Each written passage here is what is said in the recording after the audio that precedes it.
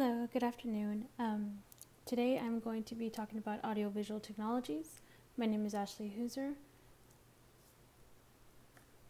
So, why use audiovisual technologies? Well, visual aids communicate an instructional message with an image. So, research shows that people remember 20% of what they hear, 30% of what they see, and 50% of what they see and hear. Now, the purpose of the audiovisual technologies is so that all students can be more engaged and motivated, as well as also being used for a reinforcement to the learning process. With this being said, it will be a means of improving learning in the classroom as a whole.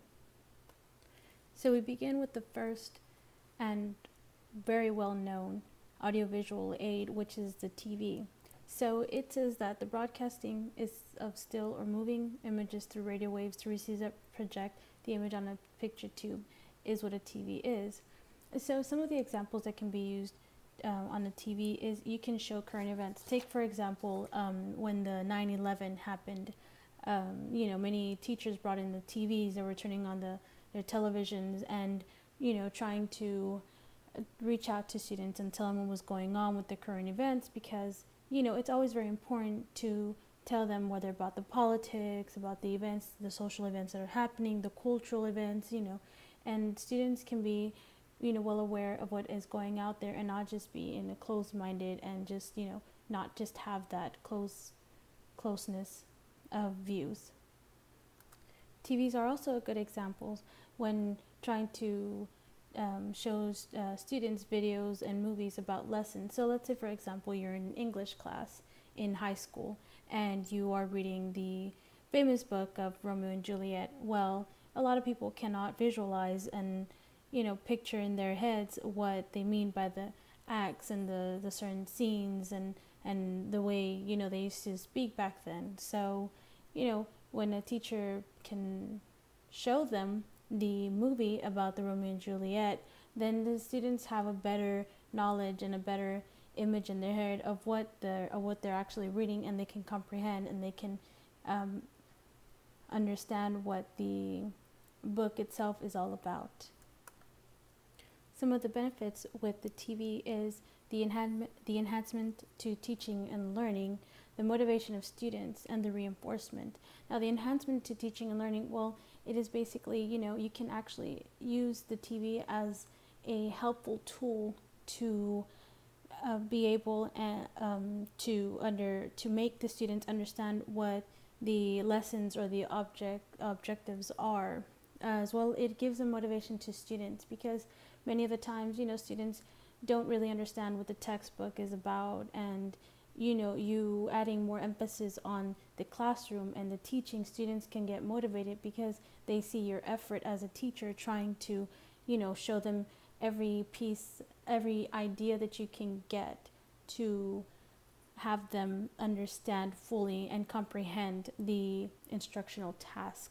Now, reinforcement, like I had said before earlier, about the movies and the videos, well, that's really good, because the reinforcement, it actually makes students, if they didn't understand it one way, they can actually, put the puzzle pieces together. If they understood just a certain part through the text, just another part through the PowerPoint presentation, and then watching videos, they can all put that they can all put those pieces together and actually fully understand what the idea of the subject is.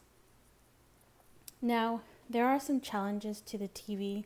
First of all, the time consuming for teachers, because teachers have to go and check to see, if the libraries have the DVDs that they want for the students to see, and many of the DVDs, they have to see if it's actually appropriate for students to watch, as well as being, what if they don't have it in DVD, they have it in VHS, and it's things like that that's time consuming for teachers, because you have to research and know what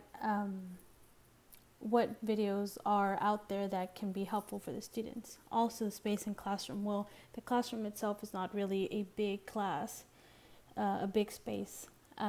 So that also has to do, if you have a TV there, well, that's going to take up a lot of space, and it's sometimes very uncomfortable and also dangerous um, uh, for the emergency evacuation, and it's a hazard in the classroom as well. It can get costly because, let's say, for instance, you find a video that you like to show the children, but you actually have to go out of your way and go and rent it, and as well as, they don't have it in DVD and you have a VHS, but, you have to provide the VHS, um, so, a lot of that can be costly because you need to get all these materials, and sometimes, the schools are always on a budget, especially nowadays.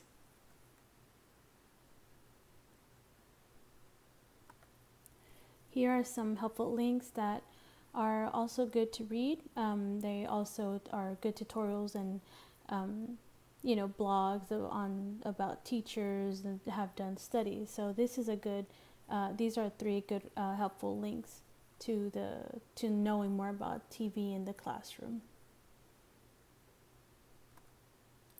So next we have projectors, and like Lever, Duffy, and McDonald state that it is a projection until unit that uses liquid crystal display LCD technology as its video source to display images from a computer or video so that the image is large and bright enough to see across a classroom.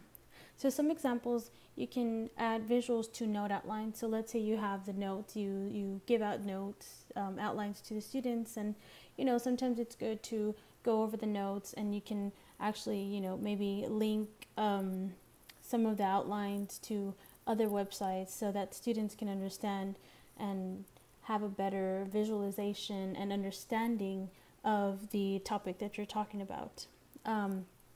Visualization of content, for example, reading comprehension. As mentioned before, some students are not too are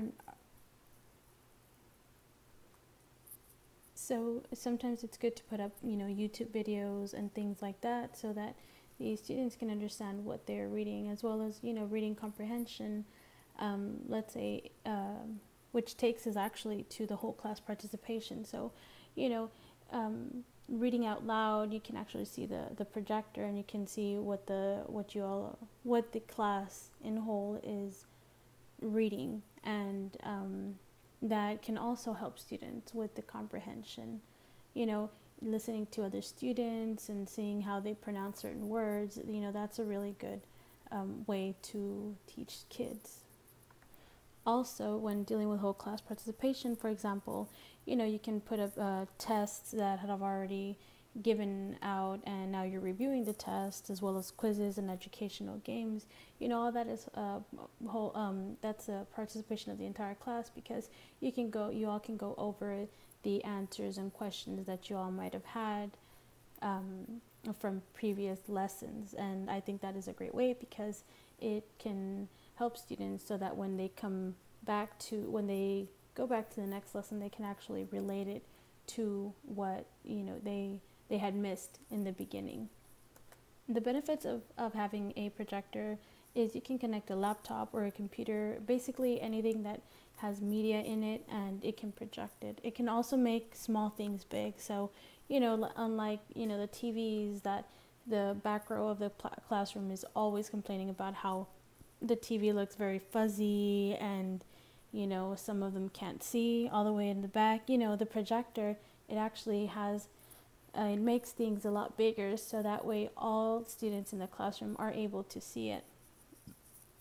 Another benefit of the projector is you can build self-confidence in students. So let's say students need to do a presentation, and so they can put up their PowerPoint slides and they can talk, and that's good because teachers, you can educate the students to have that self-confidence to learn to speak and do speeches in public, because that is what is going to be used in the real world.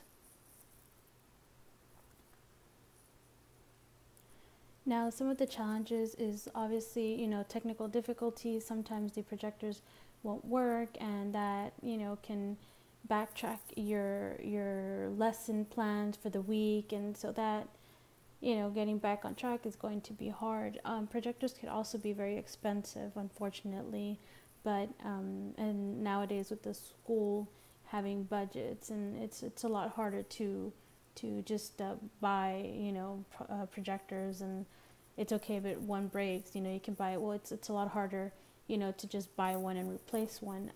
And those are some of the challenges.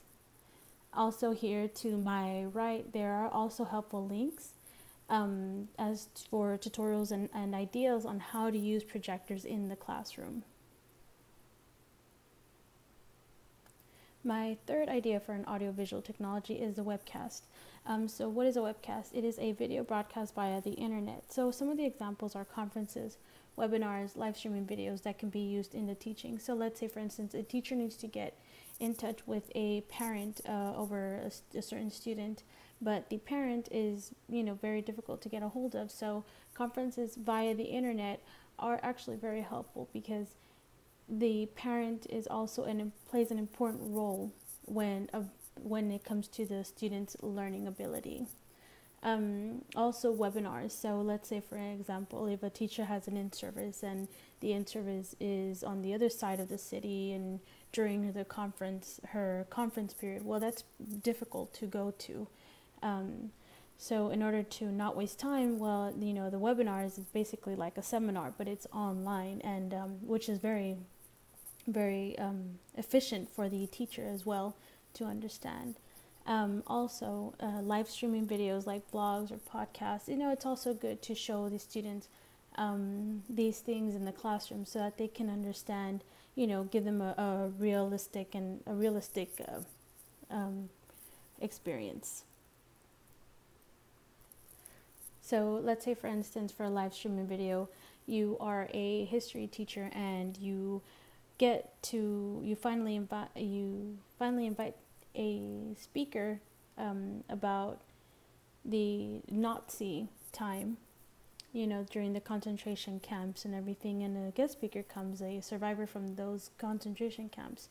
But you, as a high school history teacher, well, you have about 3 or 4 classes, and that person is only able to speak during your morning class. Well, what you can do is you can record your live broadcast when you're interviewing your speaker, and you are able to show your students from your afternoon classes about the interview and the presentation that the guest speaker had. Or maybe other teachers are able to give them a live footage of the guest speaker during that time.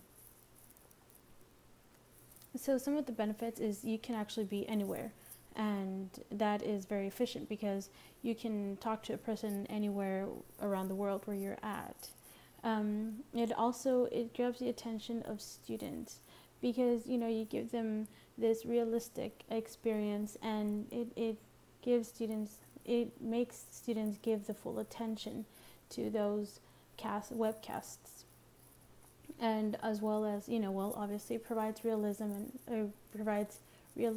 and experience, as well as students can also be able to interpret or understand fully what the topic is when it relates to actual events that are happening, or from an actual person speaking about that topic.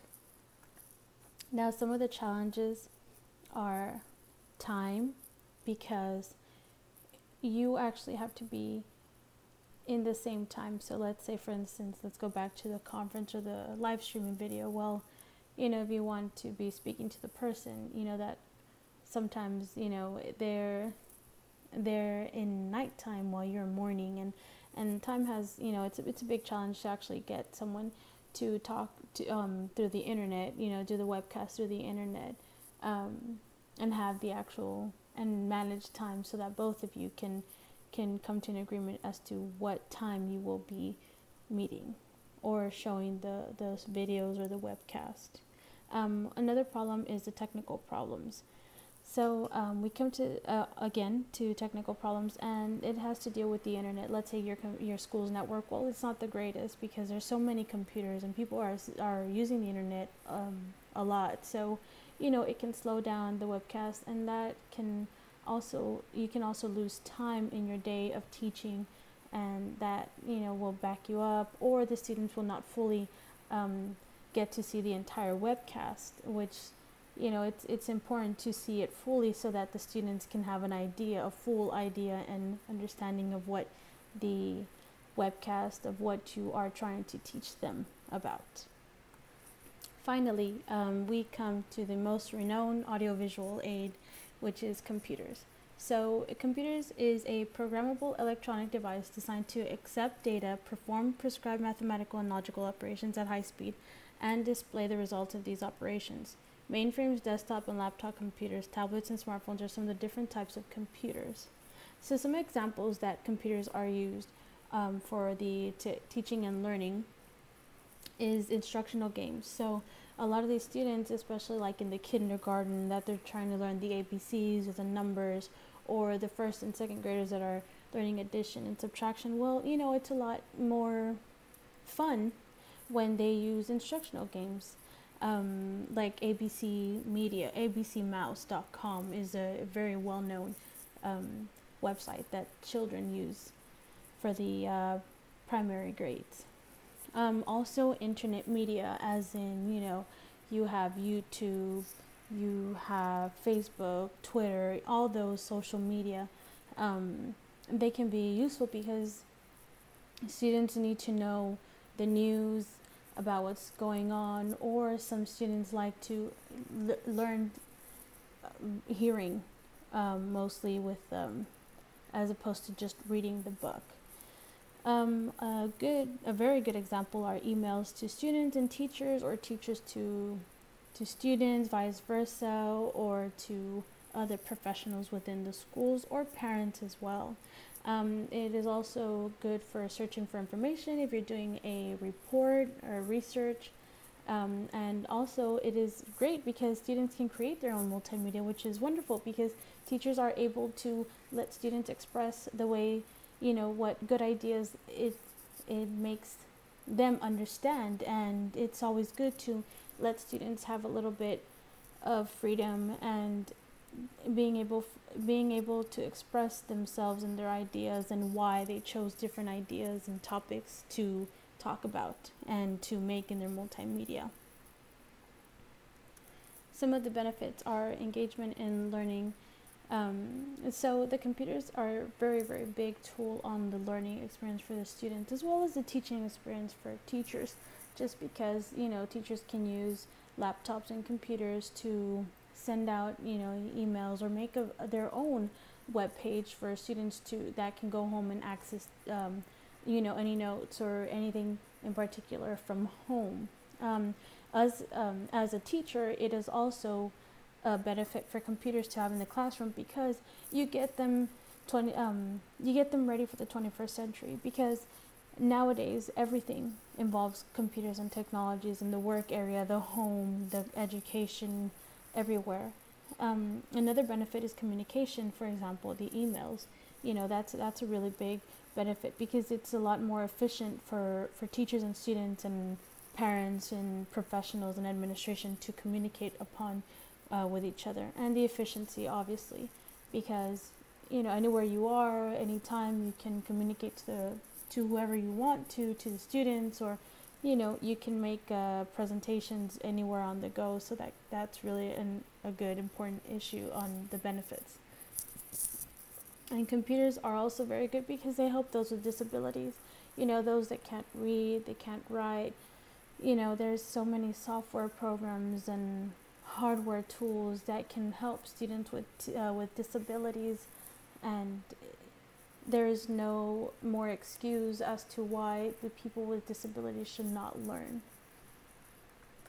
Now, some of the challenges are, again, technical problems. So if one computer breaks or has a virus, that is actually very critical, because they can sent out viruses to the entire school, the entire network, which is very bad because data can get lost and identity can be stolen. Now, it is also very expensive to own many computers. So unfortunately, with that, the cause and the effect is that not all students can use them.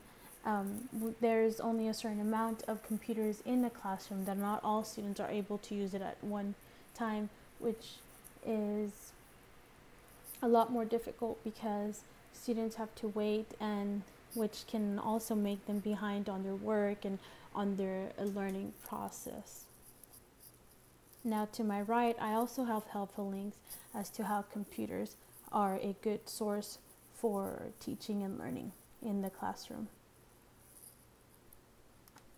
So in conclusion, audiovisual technologies are a great way to enhance the teaching and learning process. It is a motivation for students because they can enter, they actually select and whatever it is that they're trying to learn, and it actually makes them more energized to the learning process. The stimulus response is also a point where audiovisual technologies will make students react to some internal or external event that they perceive. This audiovisual technology is also good for reinforcement. As mentioned before, you read the text, some students are not able to understand, and then you add some audiovisual technology like a video, like a movie or a webcast, and they are able to comprehend some things that they weren't fully able to comprehend before. It is also a good way for practice, like the educational games. That's practice. That's making students enhance their learning and their understanding and comprehension of the topic. It is also good for reasoning and understanding. They are able to reason, for example, the webcast or the live video footage. They're able to see and reason and understand what the topic is about, because you gave them a realistic experience approach to what the topic is about. And retention, because retention, like as mentioned earlier, 50%, students will learn 50% of what they hear and see of the topic that is being taught. Here is also a helpful link as to how to use technology in your classroom. And that concludes my tutorial. I hope this is a very helpful presentation for you all. It is audiovisual technologies is a 21st century important factor in the classroom. And have a great day.